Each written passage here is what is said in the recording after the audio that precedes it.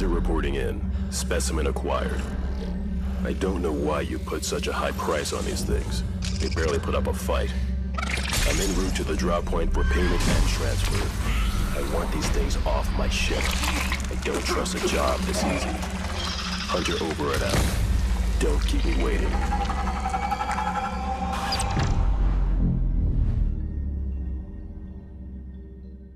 Whew, that is some spooky stuff, and I hope I didn't spook anyone here by being a brand new face here to the SMITE Console League. What's up, everybody? My name is Pretty Hair.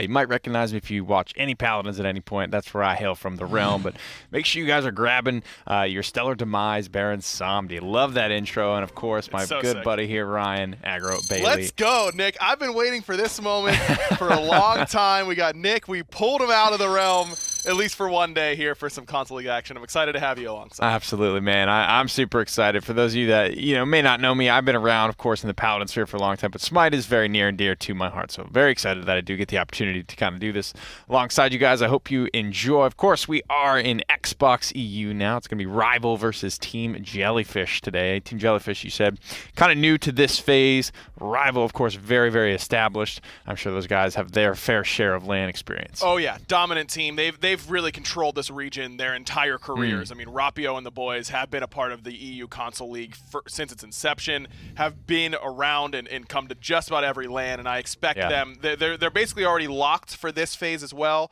This is just a formality. 7-0. Yeah, they're doing okay. I anticipate they'll do okay today. Yes, sir. Well, into picks and bans for game number 1 we go. You guys got a whole lot of information that we don't have. Oh, this is nice. No maps, what do you have to do? What do you have to do? You just sit here and feast your eyes. Yeah, check it out. Get to reading, folks. That's what you got to do. But Olaron, one of those characters that no one's really quite sure exactly how good he is yet. Everyone is pretty sure that he's good. It's just that he has these games where his laning phase is so weak, his early game is so weak, and he's so immobile that he can really get run down very, very easily. Some teams don't pick or ban him at all. Some teams prioritize him very heavily. Seems like Jellyfish don't want to deal with him today. Oleron's going to take a seat, as well as Thoth, Set, and Ares already stepping out for game number 1. And it's my understanding, I don't know if this is applicable to console as well as the SPL, but in terms of who's in the long lane, kind of getting that uninterrupted farm, and who's in the mid lane, sometimes that's an ADC, sometimes that's a mage, sometimes in Oleron's case could be a magical ADC. Yeah, exactly. You can put a lot of different things different places these days, but traditionally right now in the meta, you'll see a physical hunter in the mid lane and a mage in the long lane, because it turns out getting all the farm and all the levels is really good for a lot of characters. And so okay, that's what we want. Yeah, we just want to give one. See, I'm new here, so we need to make sure these clarifications are ahead kind of throughout the day. Right. First 6 bans locked in. Zhongqi, Isis last 2 in that section, and Thor will actually be first picked here today. He's been reworked, I think, since I last played him. I really enjoy, I think, the new style of him. That 3 goes off super, super quickly. But I saw a lot of whiffed Anvil Dons in that first set, man. Yeah, I mean, you still got to land them. You still got to land them. And even if you don't now, you get that extra little bit of chain lightning damage once you land. You still get that chain, even if you whiff. Even if you whiff, it's just using the ultimate. Rapio, one of the premier Thors in the entire console league. No surprise that Jellyfish want to take that away.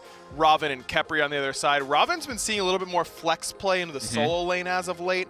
He used to be a warrior, got changed to an assassin because he was always in the jungle. Right. And now they go, oh yeah, maybe we should have played him in solo this whole time. And I'm sure the design team is throwing their hands up in pure frustration. What can we had do? it with the first time. That is what he was supposed to do. Why didn't you play him then? Oh man, decent amount of mitigation, dive potential, of course. Merlin and Ama. I imagine Ama likely to meet that Ravana over there in the solo lane. Should he be ending up there? Yeah, most likely can be played support. We saw a lot of that about a year ago, where Ama support was a big thing.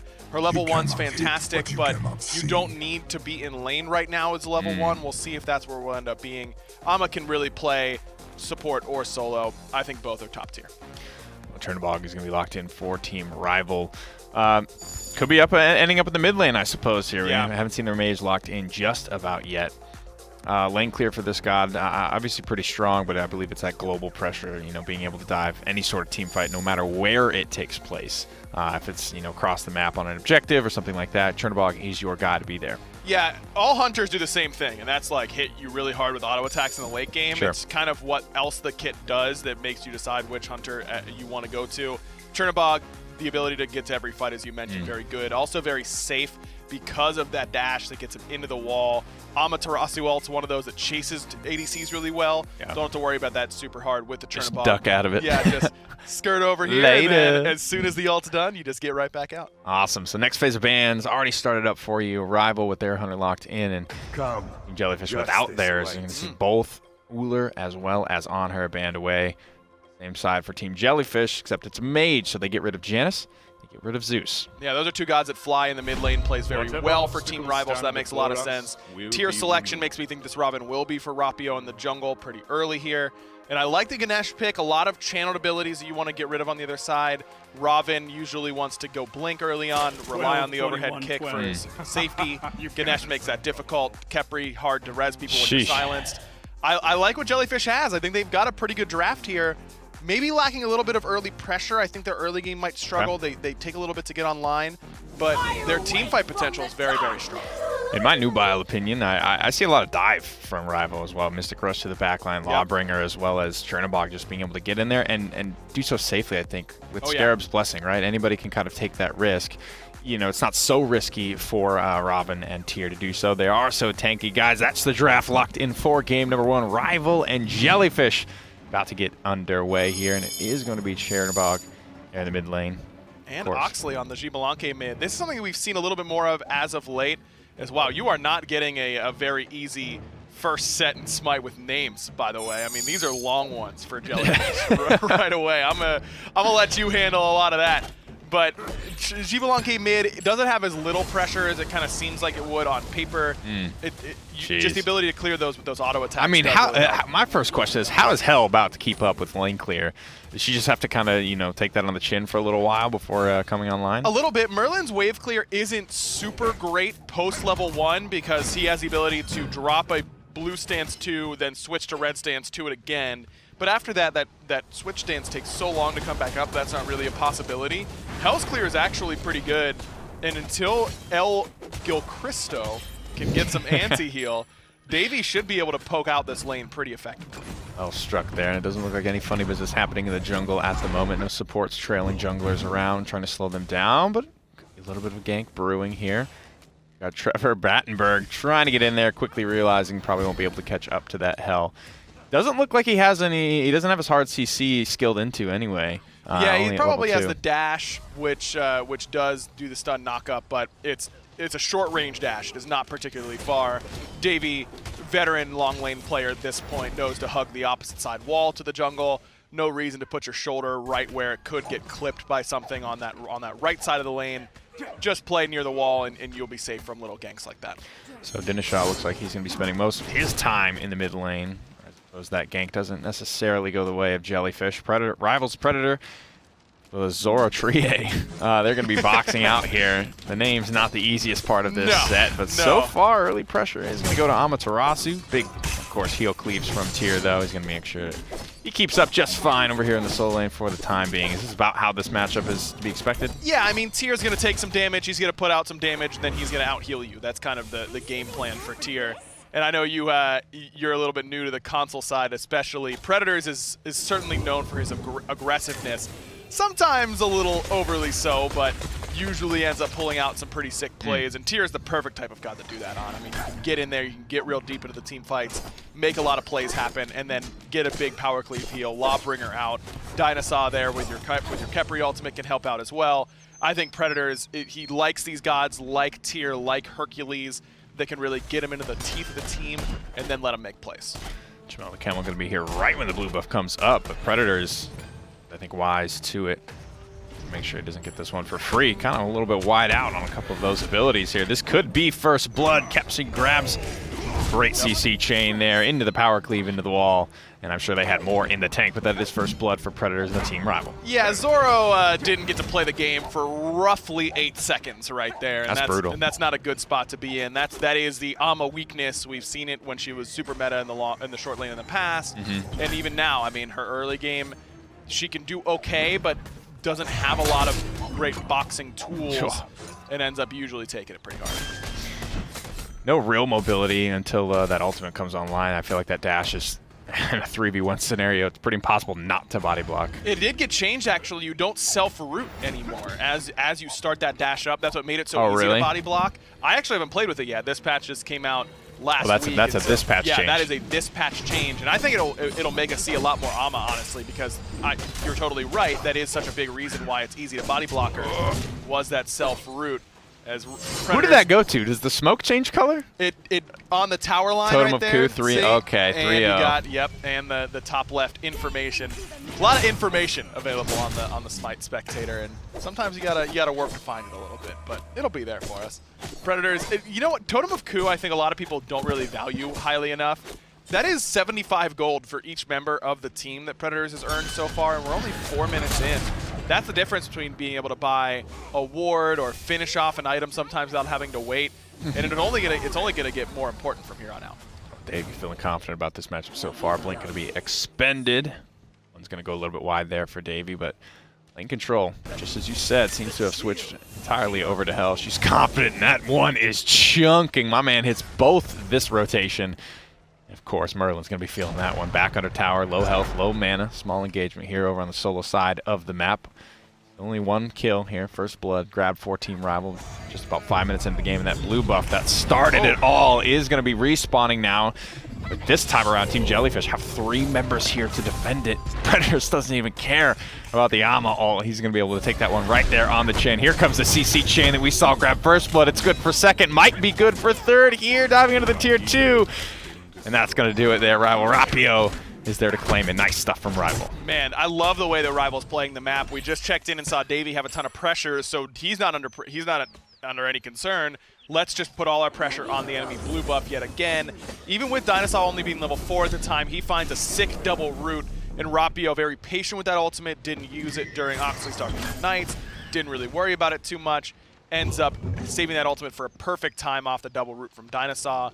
And it may seem like, well, why isn't Oxley going to that fight? Because he's in the mid lane. They clearly need the help on the right-hand side. And it's because Fly is going to put so much pressure on him. He's going to try and box him, keep him on the line, make sure that he doesn't have an easy way without taking some damage into that right side jungle.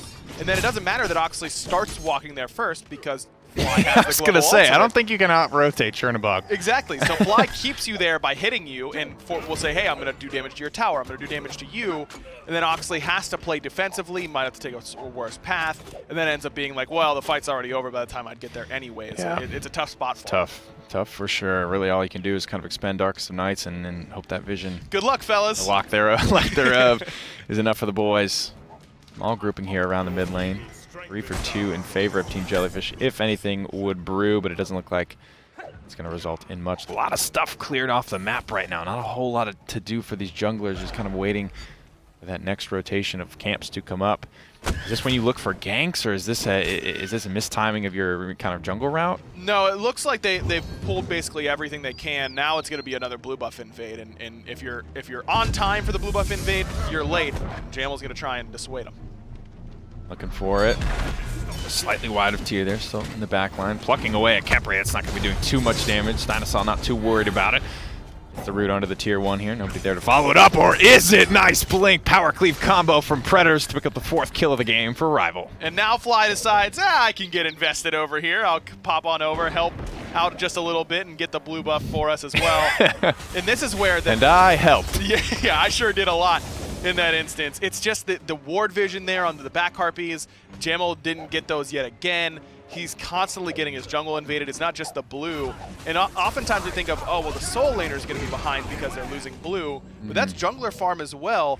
Jammel's in a lot of trouble just in levels. Rapio's up 2 right now, and he doesn't have his own back harpies timer. Might have to expend a ward just to see when those are coming up and understand when Rival is coming to take them. I didn't know that's how that worked, as I don't buy too many wards. I thought you had to be there to see the camp die to get the timer. No, if the ward is there, you'll see it when it spawns. You won't get the timer. You still won't get the timer. You'll just see it when it respawns right away, and then you've got to hope that they don't get there in time or beat you there. Problems starting to amount here for Team Jellyfish, particularly on the right side of this map. Left side of the map hasn't seen too much action, too much invading. But that's kind of the theme that you were talking about, where it's largely left alone. That's why you're parking this mage or this magical hunter, whatever it is, to get a lot of farm. you just leave them there uncontested. And now you see the effects of it. Jammel's level 6. I mean, they're all level 10 Davey's over there in level that 10. lane, man. Goodness. Gilchristo's like, yo, man, can I get a gank? And Jammel's like, dude, we will get 2v1. I mean, you have to land everything if you want to get a kill 3 levels on someone 3 levels your senior, especially in the early game when it matters so much. Just base stats alone make a huge difference. Jammel can't gank the duo lane, or really the long lane is what we're calling it these days, because there's no point in calling it duo anymore. Especially now that Davey has Book of Thoth. And it's also, if Rival gets held to late game, they're in a great spot. So what they do is they put so much pressure on the right-hand side that Jellyfish have to spend time over there, which means that Davey has this big window now where he's ungankable. Well, defensive Amaterasu ultimate just for the mobility, and that even still might not be enough. Chernobog coming in, AC 130 above. He drops into the team fight there, and it's just not enough. The global pressure, great from Rival. Bro. They just don't know away. Gets stolen away. The Gold Fury over here on the left-hand side of the map. That was, I feel, the right response. Really, there's no way you can get there in time to help out. No. Take something on the other side. I love the idea. It's the right timing because blue buff's coming up, and so you know Rival's going to be expending resources getting to the blue buff. They want to keep invading it like they have been. Problem is, no one zones Davey, and he walks in and steals the Gold Fury from him as well. Look up down from Trevor. Anvil of Dawn trying to get counter-aggressive here, but you know, in an even footing fight, that might have been what they needed, but Team Jellyfish just starting to fall a little bit too far behind. Yeah, I won't call it before it's really over, but that's, I don't know, that's the type of counter-engage I would like to see. I don't know how much better it's going to get than that. I mean, it's looking rough right now for Jellyfish for sure. A 6K deficit at just 10 minutes. Oh no, my friend. Harassed right now by Rapio. And this is just a matchup where Rapio looks very comfortable. Yeah, like I said, he's one of the premier Thor players in the entire console league. You know he knows that character inside and out and takes an aggressive option that can fight him early. Davy's going to get frisky a little bit on this tower. My man Davey, he's just not scared of nothing right now. 12 levels under his belt. Gilchristo's forced to go back again. Low mana. Predators here proxying the wave in between Tier 1 and Tier 2. Still no towers down despite how far ahead Rivals seem to be. Nick, I know you're a longtime Smite player, a little bit newer to the Smite casting end, so I'll put this in terms you can understand. Davey is an over-leveled character in WoW, going to a smaller area and just pulling all the ads right in front of everyone and not caring at all because he just doesn't need to. He's got too much fun. Oh man, he's too big, too strong. JammelTheCammel feels like he just respawned and he's already sitting that one back out. That's kind of a pretty tilting experience, I know.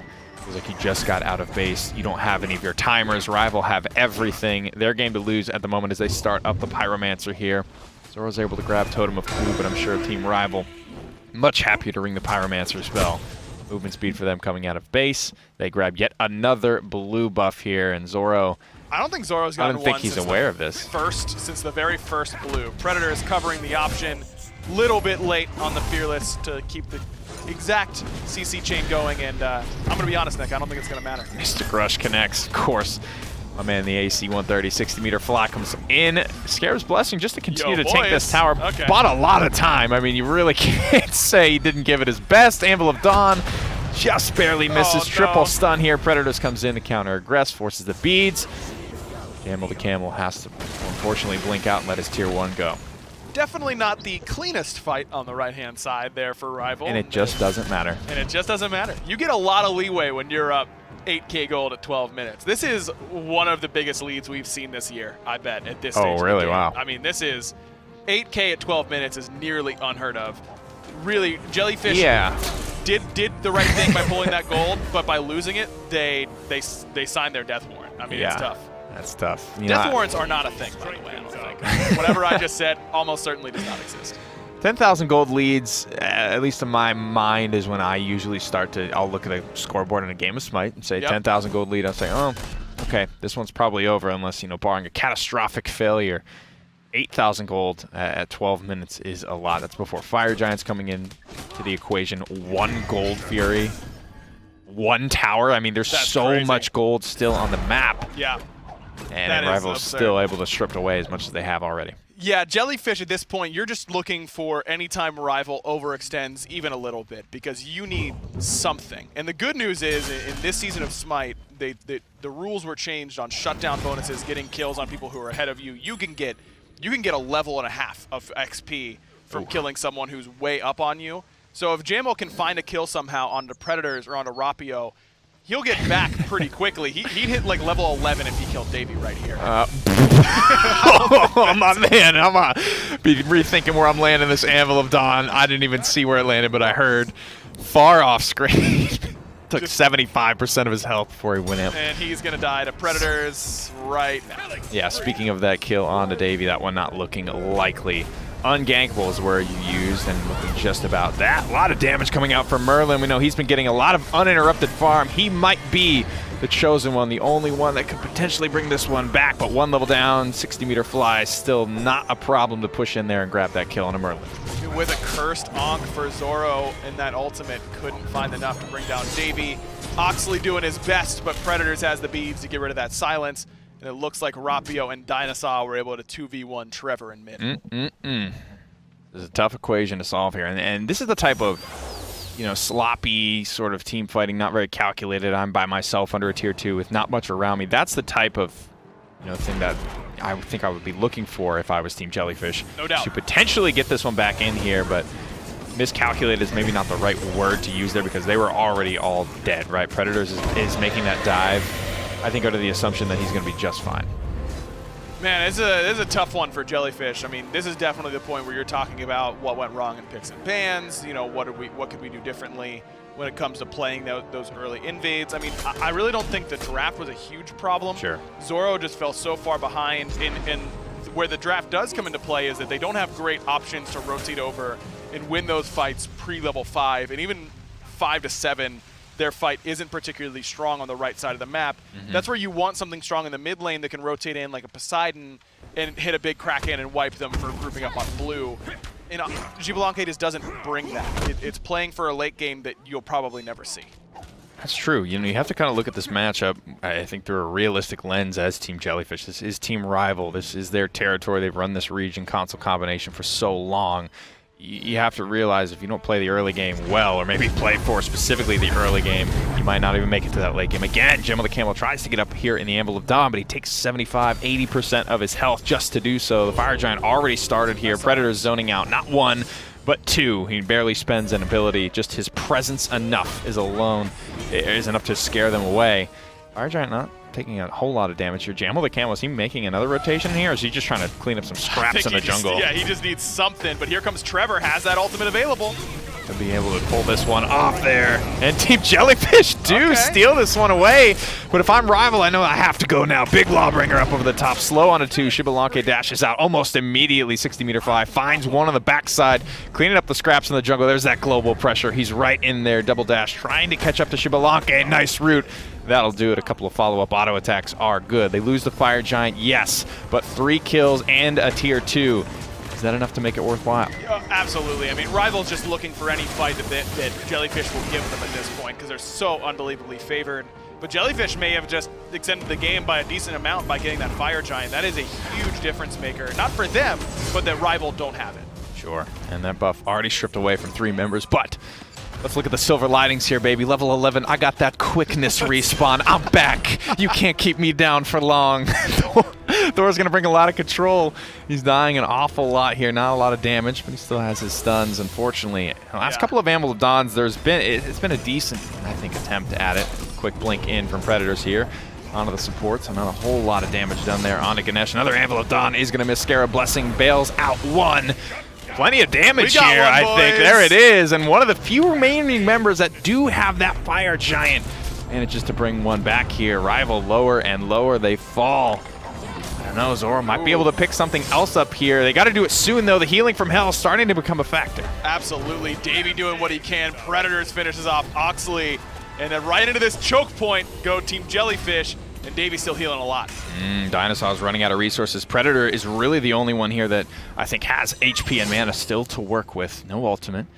Just going to play, I think, linebacker here for his teammates. Make sure nobody can penetrate any further. But we got one, boys. And look at the immediate boost in farm Gilchristo got. He's now the highest level in the game because he got that shutdown bonus onto Rapio. He also was split pushing left while Rival was on fire, but that's what you need. You called him the chosen one. He's got to be. And he got to be. I mean, he's the only one who has anywhere near the amount of farm that Team Rival has. and you've got to lean heavily on this Merlin to do a lot of your damage. Everyone's got a solid late game. I mean, still 1-1 again, not feeding, right? Look at everyone else. Yep. 0-4, 0-6, 0-3, 0-4, 1-1. He's the last bastion of hope here. I'm putting all my eggs in that basket.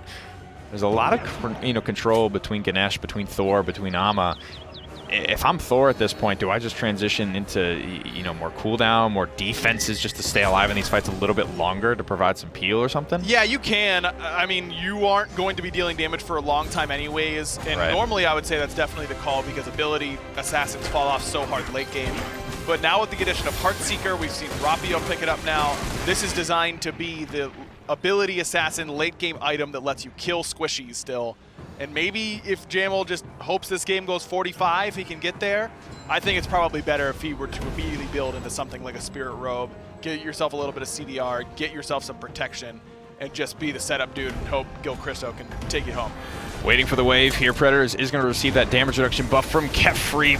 Offers up Ganesha as a sacrificial lamb. Nobody really biting here. The pillars, Dharmic pillars do go up. Down comes the Amble of Dawn. Finally getting some damage, some control here, and it might be Rival who lose the first kill of this engagement. Predator's so big, so dangerous in the back line. He's just diving with reckless abandon, but still lower and lower he falls.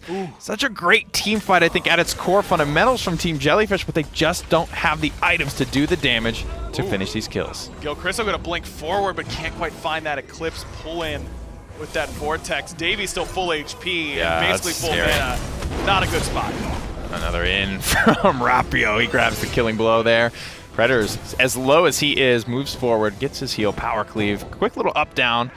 60 meter there. He doesn't actually want to go all the way in on that, but no Phoenix gained here in the left-hand long lane. Middle lane still have to be worried about the fire minions pushing in there. Rival will turn their sights to the Gold Fury. You're totally right in calling a great team fight from Jellyfish. I mean, that fight goes as perfectly as you could ever ask. The juice. If they were down 10K, they would win that fight. And that is an insane statement to make. But the fact that they are down way more than 10K, 15 basically at that point, yeah, you just can't. Rival has to make so many mistakes for you to win a team fight. You can't just rely on yourselves making plays. They did everything perfectly there.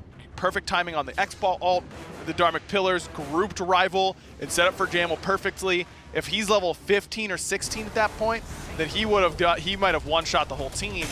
Just not possible when you're that far behind. Predators gets put in the easy bake oven. The Chosen One here, level 19, actually higher level than Predators. Remember that. It is going to do a sizable amount of damage. Predators has been walking wherever, whenever he's wanted to for a long, long time. That might have just been a wake-up call to him that he needs to be a little bit concerned about the damage this Merlin is starting to pump out. Predators has the Pestilence now, a little bit more magical defense, but Obsidian Shard and a Divine Ruin for Gilchristo is definitely going to be enough pen for him.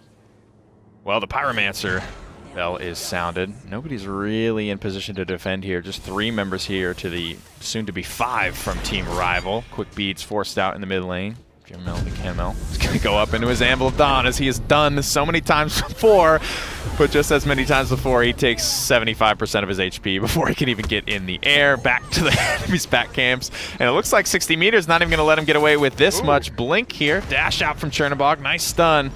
But ultimately, I think he's just trying to delay 60 meters from getting to this team fight. I don't think that Jammel's going to fall, though. I mean, Fly doesn't have a great angle. Rival this time's able to get the fire, but Trevor nearly got another. Big power cleave combo, offering up Ganesh, the sacrificial lamb. Tries to dash away, but dies mid cooldown there. JammelTheCammel is going to survive. He's going to push in here to the long lane, but look who's there to meet him. 4 levels up. The demon himself might be double dashing to try and close the distance here. I don't think you catch Thor, do you? No, not I don't with think speed so. buff either. Mean, depending on where Jammel's going to loop, it looks like he's going to try and loop around, then he'll be hidden from there. But Thor, with that low enough cooldown on the hammer throw, is pretty tough to catch. Double dash not enough here. No ultimate for Chernobog either, so he's going to have to hoof it all the way over here to the right-hand side lane. Fire Giant buff burning on just about everyone. Davies even got the red buff to boot. This Phoenix is not going to be long for this world. Exiting out a little bit early. Why are they taking their time with finishing this off? No Hunter there. They don't have the great ranged auto attack damage from Fly. He wasn't there, so it takes them a little bit longer, but still able to get it with ease. Weakened Phoenix here in the mid lane. Thor goes up, looking for a grouping in the back. Chernobog dives into the wall. Sure, he'll be just fine. Doesn't like what he sees. Back down. Predators, of course. That's the same story as it's been all game long. Doing whatever he wants in the back line. The dive here from Rapio. Predators at the same time into a Dharmic Pillar. His own teammate unknowingly giving a backboard for Predators to work with.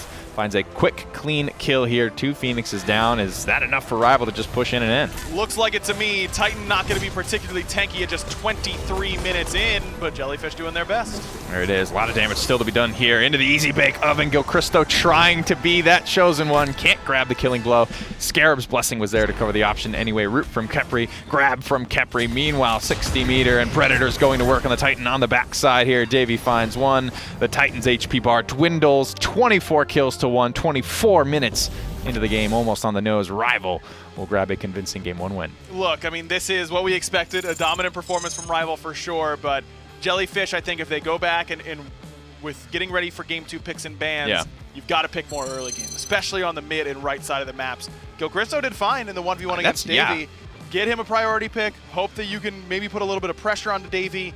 And for the love of God, someone help my boy Zoro in that solo lane, because I don't think he got a blue past the first one of the game. Definitely a tough shake there for Zoro, but you're right, and I agree with the fact that, you know, this guy, Gilchristo, gets uninterrupted farm, feels like basically the entire game. He's good. Worry about, like, with the rest of your draft, just getting everybody else to the late game. Yep. Even if they're not an insane late game character, you just get them there with an average amount of farm, you'll be in a better spot. Yeah, I'd much rather have like an even Raw or something like that than a 2 levels down Xbalanque. Even though Xbalanque is going to bring me more value in the late game, got to get there, man. 24 minutes is not the late game. You definitely need to get into a better spot in that early stage. Man, tough stuff there for Team Jellyfish.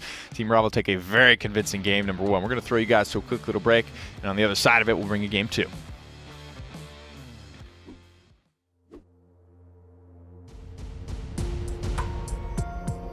Respawn, the official gaming chair of the SMITE Console League.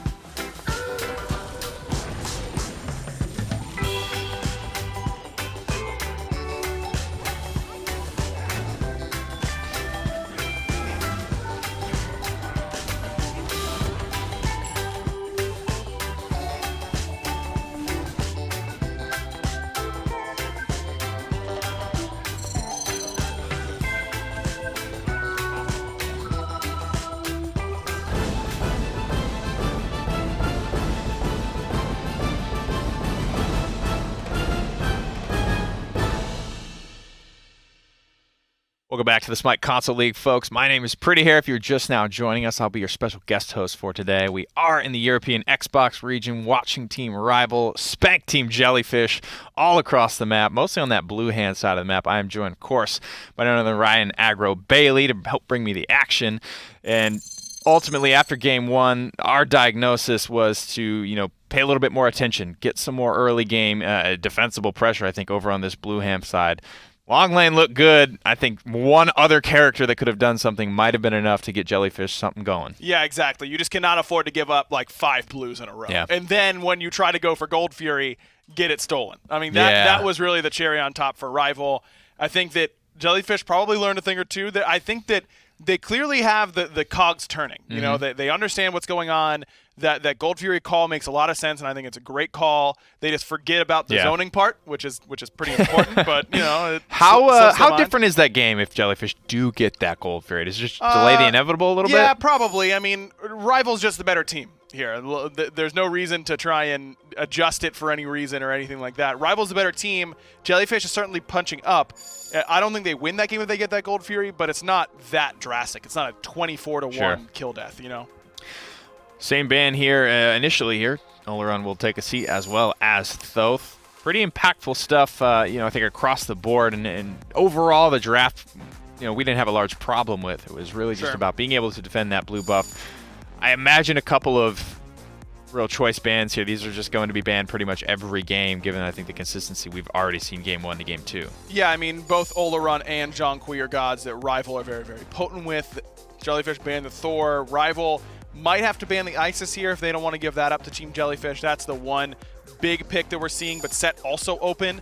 So now Jellyfish have the option of going Isis if they want her, and that's a really good idea if you want to put that in the mid lane and be able to rotate over and affect these blue buff invades. Well, Thor's going to take a seat. No Anvil of Dawns for anyone. Isis banned out in the first phase. The last game, I believe, will be making it through this time around. Circle of Protection, great for capturing some of those objectives. Is she going to be parked over there in the long lane? Could be, and that's where we've seen her in the meta right now, is in that long lane because she just gets so much farm and becomes this unstoppable monster. But her early game's still really good. We need help on that blue buff side. I'd be tempted to put it in mid. At the same time, Gilchristo had a great game on the Merlin, getting all that farm, so maybe you just give that over to him and hope that he can carry on what is potentially the best god in the game right now. Susano, son Wukong locked in next for Team Rival. Send it back over to Team Jellyfish. They'll take a little bit of global pressure of their own. And with you flirting with the idea of Isis mid, a nice fed Hunter to be able to rotate globally, doesn't sound like a bad idea either. Sure. This does make me want to put Isis in long just a little bit more, just because now Chernobog can push the waves, get pressure in mid, and then still affect these blue buff fights very, very quickly, and then return to his lane very quickly towards the mid end. I like what Jellyfish has. This King Arthur can fight early, can fight aggressively. That first blue buff will probably be a struggle. It's usually the second blue or the first blue buff respawn, technically the second one that spawned, and then the third one as well. That's when he'll have Glad Shield on that third blue buff spawn. That's where King Arthur gets to be at his strongest. As soon as he gets Glad Shield, there's going to be a bunch of people grouped up that don't have anti-heal around them. The lone light in the darkness from game number 1 was Gilchristo here on the Merlin. Rival will have it this time around as we head to the next phase of bans. Geb takes a seat first. Such a solid support pick. I mean, great initiation, great peel. What else can you ask for from Geb for sure? The quintessential Guardian pick. Every support loves playing Geb. They have to. It's like it's. He does feel really because you can swing too. You can get in there on a fully charged rollout and do some damage. You got to max that rollout, baby. I love it. If you're going to be doing the work, don't actually max rollout. By the way, that's not the call, but it is if you're trying to have the most fun, I think. Well, no big boys locked in, so the premier big boys getting banned out. Geb gone, Khepri gone, Kumba gone as well. Final ban here for Team Jellyfish. Will it be another Guardian? Horus is essentially another Guardian, just in the Warrior tab. I like Jellyfish's bans. Now you're looking at what is the best support option left over. Sylvanas comes to mind if I'm on Rival. DineOhSaw has historically been a very aggressive player. Rival, a pretty aggressive team. People still mess with Athena? A little bit, yeah. Athena's starting to come back a little bit, and honestly wouldn't be that bad of a pick. Matches that global pressure that Chernobog can bring, can really give characters like Isis problems. I think Athena could work very well. Sylvanas is another one that I'm looking at, though, for sure, for that early game ability to brawl pretty well. All right, Taskar, Cernunnos locked in for Rival. Team Jellyfish still. No supports hard and fast either way. I'm sure Sun Wukong's had his day in the support category. We don't see him necessarily leaning that way no, here not today. Anymore. Not anymore. That's a Predator's god through and through. It's a god that he can do nonsense stuff on, you know, can get it 1v4ing and then immediately get out. That's his type of god. Perfect. Well, Bacchus, the final one, locked in here for Team Jellyfish. The flop, the intoxicate, it's all going to be online for them. This is back to the side of Team Rival. Let's see what they will grab in the support category here. Decent amount of damage here. Not nearly the global pressure they had last time around. Could be Xingchen as well. Xingchen's been seeing a little bit of a resurgence. That's my guy. I think I would like that idea. Wouldn't like this one, though. I guess you can turn into Bacchus and have your very own. If DineOhSaw was like, man, I really want to play Bacchus this game, I'm going to play Bacchus this game. It's just going to be on a 180-second cooldown. There it is. There it is. Well, you can do anything you want on Morrigan, but like Ryan said, on that 180-second cooldown, Rival's still toying with the idea of the Morrigan. This is the phase where everyone's like, yo, DineOhSaw, please do not play this, man. Like this is the negotiation stage. Like he's just hovering it like, yeah, like, dude, I can get it. I've got a stun. I hear you. But I've got a transformation. Like, we need an Isis. I can play Isis. And it's like, no, man, I'll let you play Morrigan and scrims like the next 2 days. Just don't pick it here. That's what we're hoping for. At least. Well, Ravel taking their time, and with the confidence that they took game 1, I'm sure they're feeling themselves in game number 2 here as well. Whatever they want to pick, I think is going to be in a pretty good spot for them after that confidence boost. Merlin, Cernunnos, Wukong, Susano so far. Frankly, from what I'm seeing, a pretty decent team fight. You can leave that Merlin relatively uncontested. He's going to get nice and big, be able to throw people in the easy bake oven. But again, the biggest concern we had after watching game number 1 was how does this blue buff fight out? Can we kind of hypothesize how this is going to go without seeing where Isis and Chernobog are going to be just yet? Yeah, I think so. I mean, Jellyfish, this draft is the please don't invade us anymore draft. It defends very, very well. I mean, King Arthur, like I said, pretty early on, gets pretty strong. Ratatoskr, Bacchus, Chernobog all fight fairly well in the early game, especially once they have access to those ultimates. That's really what Jellyfish is looking to do, is keep their buff safe and then hope that Isis can be the win condition come late game. Rival, on the other hand, they've got a really good CC. They've got good teamfight presence with a ton of AoE between the Merlin, the Cernunnos, and the Susano. That's just big circles. They're going to deal damage a lot of the time, but it's also good enough CC at the same time that it's going to probably give Jellyfish some problems. I love the Cernunnos pick against King Arthur in particular. He does so much nonsense, dashing around, healing all the time. Just polymorph him and get him off the map. Only fools follow the Raven here. The final pick locked for Team Rival. How does it work when you're cloning a team that you're just whooping on, right? They don't have any, and you don't. Not the ideal one. You just want so you just want it for the face value of their abilities, and then you want to peace out back to your Fed Morrigan. Gives you'll probably turn into Chernobog to get to other fights. He'll probably turn into Rat to initiate some fights. Wukong of Predators gets big, and he just gets all these items and becomes unkillable. Look, Rival can afford to do this kind of stuff. Maybe it is Wukong support. Maybe it is something else. I don't know. Wukong would probably be the only one. Let Predators play the Morrigan in the solo lane. I wouldn't be too surprised, honestly. I think that would make some sense. Well, here we go. Not a lot of question marks left as we load into game 2 here. Rival leading 1-0. And it looks like it will be. Predators there in the solo lane on the Morrigan. Indeed it is.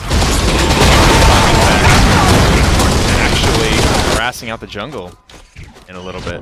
And trying to slow this one down. Rival! They're going to give up first blood this time to Team Jellyfish. Gilchristo, the only boy with farm in game number 1, gets an early lead in game 2. Yeah, Isis is really good in the early stages, so that is not the idea that you really want to go aggressive in that moment. You cannot afford to take that wave pressure from those minions. You hit the Isis, all the creeps start hitting you, and you immediately are in a lot of trouble. So did I mess around and call Wukong support? You kind of did. You kind of just come in here, second game of your SMITE cast career. You kind of styled on him. Yikes. I feel bad about it. I didn't even mean to do it to him. Well, you did it to me. It's not even, it's the way she goes. It's the way she goes here. DineOhSaw poking out here in the mid lane on his Wukong support. Predators will be playing Morrigan in the solo lane, hoping to get nice and big. You know, in terms of what I've seen from this guy already, he likes his nonsense, guys. He likes to walk around, do whatever he wants on tier. Morrigan, he can pick any one of these characters in the game and do whatever he wants. Granted, he'll be looking to get pretty big over on his own. If I'm a Rival and I'm smashing a team by 16K, kind of limits your ability to transform into a bunch of very, very far behind characters. I want to pick somebody on my own team who's super, super far ahead and has plenty of items. Yeah, and Rapio is probably going to be that guy for you. I mean, he's probably going to be huge. Davey, maybe not as much after that first blood going the way of Team Jellyfish. but Predators has pretty decent options. DineOhSaw ends up falling in the mid lane. Rapio with a pretty nice pull, but not enough damage to bring down Jammel. This early Acorn rush, no Assassin's Blessing for Jammel. Instead, he just goes full Acorn right away. Interesting. That's a ton of damage as quick pause comes through. But it's you forego your mid game a little bit, and you can't stay on the map quite as long because Assassin's Blessing is so much damage to these jungle camps and the sustain on top of it. But you are just the best fighter in the early game. You're rushing down your ability to fight other players early, right? Yeah, that's why he started at red. He's going to gank mid early. He's just going to fight as much as he can, get 700 gold, back by Assassin's Blessing, and then just jungle as normal. Well, they certainly need to get something going here in the early game. That was their biggest problem in game number 1. And I like the idea of leaving this Isis uncontested in the long lane. I mean, Circle of Protection is almost like the team fight all in and of itself, right? You get a big one of those off. You don't really need anyone else. Gilchristo didn't have anyone else in game number 1, but it looks like he might this time around. 2 kills already in hand for Team Jellyfish here. A much, much better start than they had in game number 1. An attempt at this red buff invade. Now, Jammel's going to do less to the camp than he normally would, but more to the players with this start. There's the threat of that pressure to the players good enough to secure it. Thought DineOhSaw might have stolen it with the bang, but this is perfect from Jellyfish. Play around your pressure. Don't worry about the solo lane. Zoro's out of mana. He's not going to be able to help. Instead, go towards red. Go towards where your draft is strongest. That's fighting around this Isis. They get the red. They get purple as well, and now JammelTheCammel heading to the back camp. So my man knows what to do when he has the pressure. Tough game 1, I think, for him specifically. Obviously, a lot of that jungle being stripped away. Predator's low again. Getting a lot of pressure. Rival is able to steal away this blue buff. All the same, this was what started the problems for Team Jellyfish. Now they're stealing enough, I think, on their side of the map to make this fine. Yeah, exactly. It's the... Oh, what's up? Jammel. Oh, bruh. You can't be doing that. You can't be dying to camps out here, man. And then Rapio steals. How bad is that really? That's real bad. That's real bad, for sure, because he needs farm in the early game. Look, this start works well, right? He gets a lot of everybody pressure, can see that. And everyone can see that. Yeah, everyone knows. No, that's embarrassing. That pops up, and your team goes, yo, dude, what's up? Like, what happened over there? Look at the level difference. Rapio's level 5. Jammel just now hits level 3, and he's down 32 stacks on Assassin's Blessing. That's going to mean he's going to get pen much later than Rapio. I mean, even though they were stealing stuff away, it's just because they're 3-man splitting? Well, no, he had no Assassin's Blessing. Remember, he rushed the Acorn, whereas Rapio starts with the Assassin's Blessing, so he's getting those stacks the whole time. You're only getting those when it's in your inventory. Right. I'm saying he's 2 levels behind this yes. Ratatoskr. Is that just because they're 3-man splitting? Yeah, he didn't get a whole lot of solo jungle camps. He can't solo the jungle camps as we saw because it just takes too much damage. It doesn't get that sustain. And it's a lot of fighting and 3-man splitting and not a lot of getting backs by myself or getting a buff by myself. Rapio is huge now in comparison to Jammel in that start. Well, it got Gilchristo ahead and it got Oxley a little bit ahead. It really set him behind as an individual. Who got that? I believe that was DineOhSaw. Looks like I think he did just steal that away.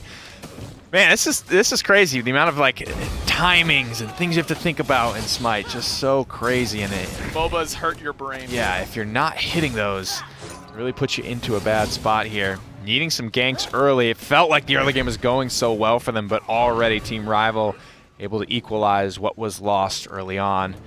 JammelTheCammel, I think, just needs to start getting something going, right? The idea of this early Acorn start was to get some ganks going, and he's 0-1-1 at the moment. Another blue buff invade looks to be in a good spot here. I mean, Zoro can fight much better, has the Glad Shield already. Here comes Jammel, big level 3 rat.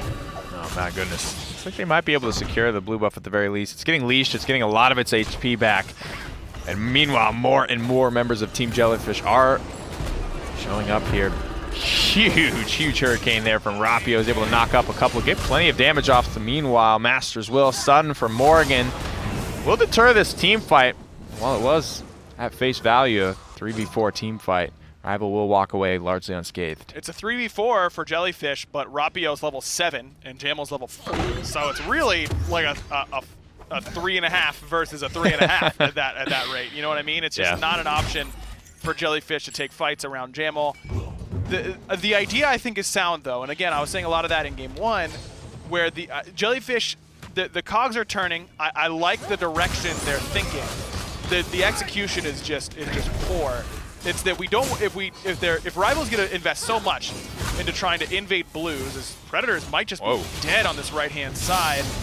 No cooldowns quite yet. Now Zoro in some trouble. That's what the Morrigan provides. What a that character. Instant turnaround. Hey, both of them, I guess. I love Susano, man. Coolest assassin in the game, no doubt, except maybe Set. Those two are definitely my favorites. But it's like, hey, would you like another full set of buttons to use? Because here's another full set of buttons to use. I love pushing buttons. That's one of my favorite things about Smite here. Rat finally getting his ultimate. And big value. It's going to be just fine under that circle of protection. Literally no way to get in there. Nobody even really within earshot of that one. It's not until the Gold Fury dies that I think Rival are aware of it. And I like what Jellyfish is doing. If Rival's going to put all this investment on the right-hand side, let's just invade the left. We'll say, Zoro, good luck, dude. Sorry about what's going to happen to you.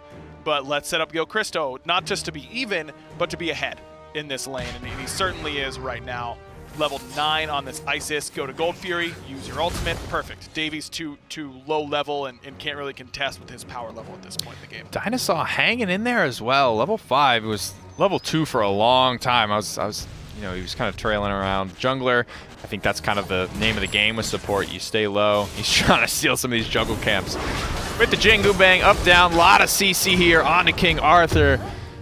He's big, man. He can just kind of walk out of that one. Barely even expends abilities to do so. Bacchus is here for a little bit of fuel with the flop. All things will be just fine here. Gilchristo gets his wave clear. Back to square one. Davey playing much more aggressively in this lane right now, probably just because Gilchristo hasn't had a chance to back, a little bit low on mana. As soon as Gilchristo gets that Pythags piece, it's going to help him out quite a bit, but Davey also working towards that path. Isis, I feel like, has just so much more all-in potential, though, at this point in the game that Davey likely won't be able to stay on that tower lane for long. All engagement brewing here, perhaps in the middle lane here. 8 minutes, 30 seconds in, 2-2. No real lead to speak of, about 600 or 700 gold in Rival's favor, despite a kind of a rocky early game. You can see there in the gold difference, peaking up to a couple of hundred in favor of Team Jellyfish at a couple of different parts.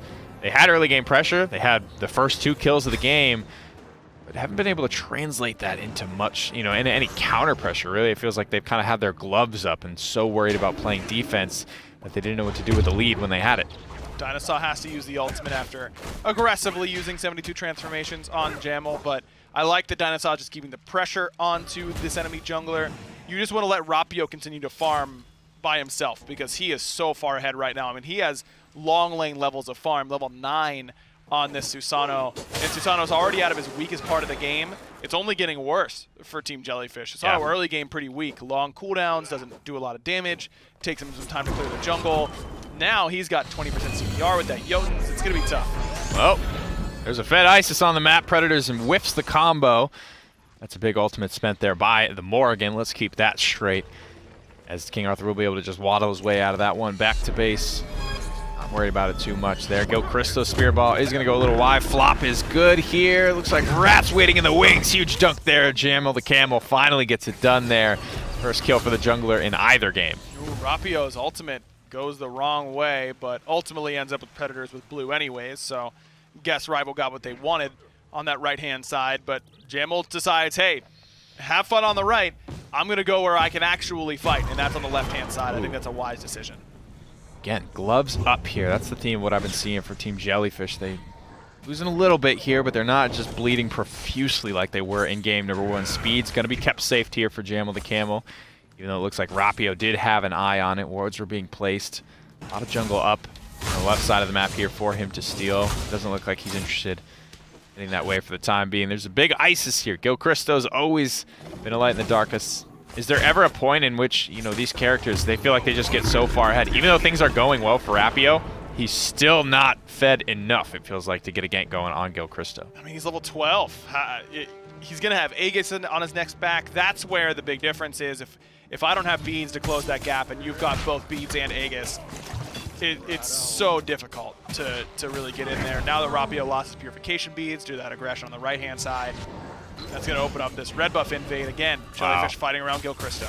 But it's like a 4-man split. There's definitely has to be a team fight. 8 players on the map. The 9th and the 10th starting to arrive. Circle of protection goes down. Decent amount of damage and healing goes out. Up into the cloud goes Wukong looking for the dunk. But where in this team fight? Back down on a Bacchus. Master's Will cleans it up.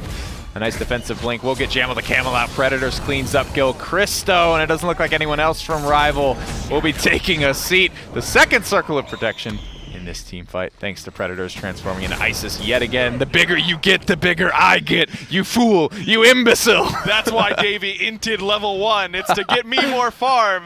Genius Oh plays my god, you're right. by Rival. And it's really just Predators beating Zoro to that fight by a full 30 seconds or so. He's there, and just the numbers advantage goes Rival's way. Good target focus. Jellyfish don't really get grouped up enough. This composition from Rival has a good amount of AoE damage, as I highlighted during picks and bans, but it's not so much that you can stay that spread out. You've got to force them to use those buttons in spots and then group up immediately and run down gods like Cernunnos and gods like Susano. And Jellyfish is unable to really do it. Gilchristo on the right side of the fight. You know, Oxley's on the left. It's this weird sort of split. Oh no. And no one ends up feeling good about it by Jellyfish. Looks like Predators just snipes that one away as well. The pressure, just an unending torrent from Rival, man. Even when they were kind of down in that early game, they still know, I think, how to play as if they were ahead. So much confidence. Again, proxying the wave here. Predators, I've only seen a game and a half of his, but he really has found himself deep in opponent territory for the majority of it. Trevor doesn't even get the flop off to contest. He gets shredded to pieces by Rapio. JammelTheCammel diving in here. He's gonna get one, but does he lose his life for it? That's the question. Here comes the knockup from Susano, the pullback, and the Tiger stun. It's a beautiful CC chain from Rival, and there was a couple of homies coming in to peel that one out. Nice combo here from Predators. Circular protections have been pretty good all across the board from him. Gilchristo throws his own down, just trying to stay alive in the backside of this fight. Another huge spirit bomb from Predators. Well, finally, the dust settles here. Not a whole lot lost on either side. Man, Predators is really just making plays out here on this Morrigan selection, showing that maybe it was worth the pick over here in the solo lane, as Gold Fury thought about, but why go for that when we can kill Zoro instead?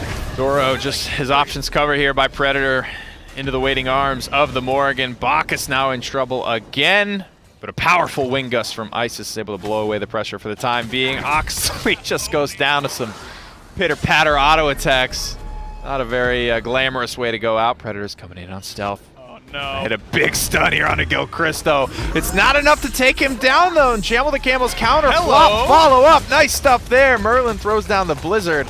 The Predators finally pays for his transgression. Rapio gets a nice little pittance on his way out of the fight. Feels like Jellyfish just can never get out cleanly after they pull something nice. Rival just has the levels advantage, and that's where the big difference is. I mean, Predators level 15, Rapio level 14. That's 3 levels for each of them over their counterparts on Team Jellyfish. And that's where that ability to keep these fights so extended really comes from. They just have bigger health pools and bigger mana pools and a little bit more damage and a little bit more protection, and so they can stick around a little bit longer in these fights, whereas Jellyfish oftentimes forced out after the first rotation or two of abilities. Well, after a lot of action heading into the mid-game here, it's 5 kills to 10 in favor of Rival. 39,000 gold to 36,000, so just under a 3K lead for Team Rival. Pyromancer started up. They have their ADC here to damage this one, shredded to pieces. Rapio, just his presence alone is enough to largely deter that attempt from Team Jellyfish. DineOhSaw will scare Oxley off as well, forcing out a couple of cooldowns from Bacchus, who is starting to fall behind. Level 8, lowest in the game here, compared across the way to DineOhSaw's level 10. I think that's honestly one of the hardest things that I have found to do in Smite is to feel like I'm moving around the map and doing stuff as support, but staying at a relevant level as well has been very tough. It is not easy, as Oxley won't find it easy to get out of this. Sheesh. Fed Susano, impossible to get away from, man. I mean, he just has more mobility than you, he has more damage than you, he has more CC than you, he's better than you, he has cooler friends, he eats the coolest restaurants, like, that's just what he does. He is the Chad of the Smite universe when he gets ahead. It's impossible to fight against him. Tough stuff here for the poor virgin Cernunnos as he's headed back to base here. Final 10 seconds on his respawn. And Pyromancer to be started up in spades this time by Team Rival. Everyone's here. It dies in seconds. Not even a chance at the contest here. The wave of red players surging forward into Team Jellyfish territory cannot be understated at this point. They're taking the red buff. Tide of the game, I think, has officially shifted. No doubt. 3K, nearly 4K lead now for Rival. Keep in mind, at this point, it was over 10K in game 1, so Jellyfish certainly doing significantly better. They've got Gilchristo still as a hope and kind of a threat. That new Magi's bubble? It is a new Magi's bubble. Ooh. Thank you for noticing. We like that. Is that this patch? Yeah, this patch as well. Oh, great stuff here. Up into the branches of Yggdrasil, has the range, but Predators Where are you going, buddy? laughing this one no, off. no, Yeets! no, Into the mid lane, into a fed Gilchristo. Quick dash in, dash out, largely mitigates most of the damage from the Wind Gust. He didn't like the dive. He manages to survive it, but that is a big ultimate spent for said survival. Plus, he lost his beads. I mean, Gilchristo ulted, but he's got 40% CDR at this point, most likely, depending on how many deaths he has witnessed on his passive. That gives him an extra 10% CDR, sitting at 30 with the items. So not too big of a deal that he uses that ult. There it is. Belly flop up. Spirit Ball when he lands. DineOhSaw can't even get the cloud off to survive. There it is. Zoro will get credit for the kill. Big shutdown there, I'm sure. Predators throws out the clone, disengages. Not a whole lot for Jellyfish to grab off that, but consolation win, shutting down the support and slightly evening up that gold lead. Red buff respawning as well, but Rival are already here to claim it. I mean, Trevor, despite being down 2 levels to DineOhSaw, he's top damage on his team. I mean, he's been putting in the work so far. Is Jellyfish going to start fire? There it is. They're going to start this one up. I think out of range a little bit there. No connection to the ultimate from Susano. All 5 players here locked in with combat. Predator's waiting in stealth. Who does he want to go for? This one's prime, ready. Jukes out the belly flop there. Won't even bother expending the stun. Predator still has that cooldown. Circle of Protection's not enough to confirm it outright, but it will still be Team Jellyfish that grabs it at the end of the day. 2 members already dead, leaving only 3 with the Fire Giant buff. I think just trying to get out alive at this point. Again, losing 2 players for 1, grabbing the Fire Giant still feels like it's worth it for Team Jellyfish. No doubt. They get it. They get some gold in their favor. We say Fire Giant usually makes up for about 5K worth of deficit in terms of power. So Jellyfish evens the playing field on a fight. Sure. But they lose a lot of gold on the left-hand side. Davy's able to get a tier 2. They lose a couple members on the back end. Now Oxley and Trevor don't have that ultimate or that Fire Giant. It's tough. Rival are going to engage here on this tier 2. Teleports in, obliterated, absolutely disintegrated there. Zoro, unfortunate for him. Nobody really there to back him up either. Yeah, Jammel's got to tell him, man, yo, don't TP, because they're looking at it. I mean, they're all Circle of watching Protection is literally down. Yeah, Predator sees the TP animation start and goes, I've got this one under control, boys. He's teleported into enough towers to know how to play around that. Predator sets it up nicely, and Rival get themselves even more gold and take another Fire Giant buff off of Jellyfish. Predators farming the player damage at the moment, sitting just under 12K. Next closest in the game, his team are not. 8.5K there for Rapio. Fury respawning. Ratatoskr takes to the skies. Maybe they gain information more than anything else. A clean fight on a Fire Giant, sure. And I think a wash largely when in terms of a 2-for-1 team fight there. But again, Team Jellyfish, worth it just to take it away so Rival can't force the fight there? That's the idea. Rapio going to blink in. Trevor in trouble. Typhoon gets interrupted, but Rapio going to dash forward anyways and fly. Will finish what he started. There it is. Nicely done there. And like that's not all for Team Rival. Haphazard zoning attempt here. JammelTheCammel waiting in the wings on the backside of this fight. Davey blinks in to meet him. Rival grab the Gold Fury. Team Jellyfish just trying to disappear.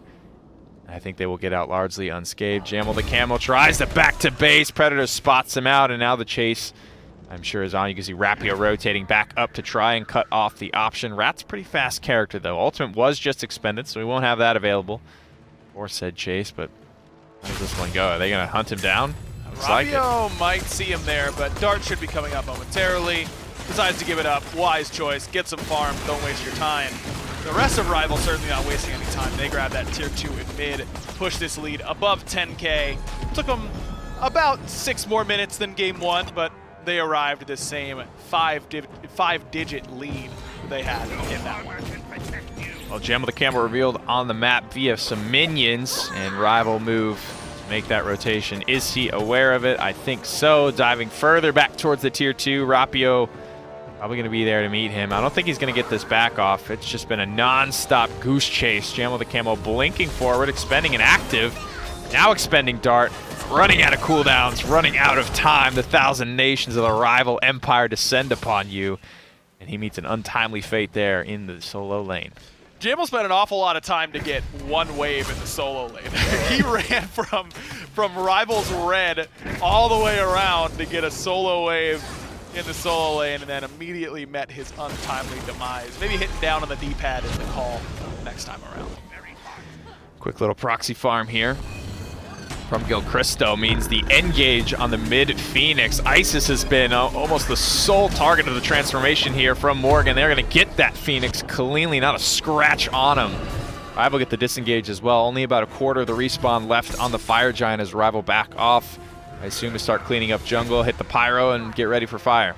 Man, I'd feel a little bit disrespected if I were Jellyfish to say that Rival basically go, okay, you can have Isis the entire game, but we feel like we can do more with Isis in these 10-second windows than you can do the entirety of the game. And so far, they've been right. I mean, Gilchristo, bottom of the player damage charts, and in credit to Rival, they've really taken fights away from him as often as possible. Yeah. But Predators just transforms into him every fight and makes a play happen, and then Gilchristo has to back it up because the rest of Jellyfish is dead. That's really the way it's been off of every single one of these Morrigan transforms. He's doing all the hard work for Predators, it seems, just stealing his items, his farm, taking it all away, and actually uses it in these team fights.